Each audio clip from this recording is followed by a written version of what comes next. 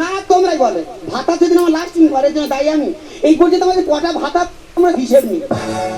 এই তো মাস ছেলেটা বিয়ে হয়েছিল জানো, সুখের সংসার করছিলাম গো, সুখী দাম্পত্য জীবন মধুময় হয়ে উঠল, কত হাসি আনন্দ সুখ দুঃখে ভরা সংসার।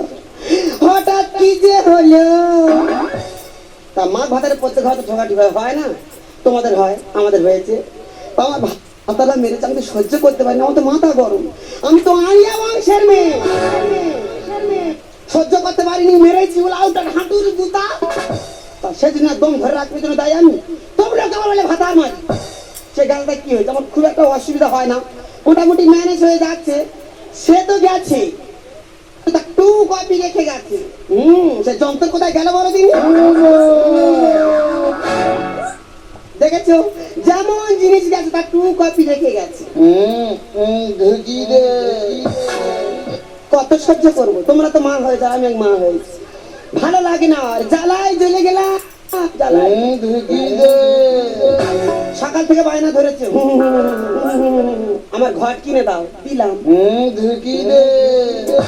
আবার বায়না ধরেছে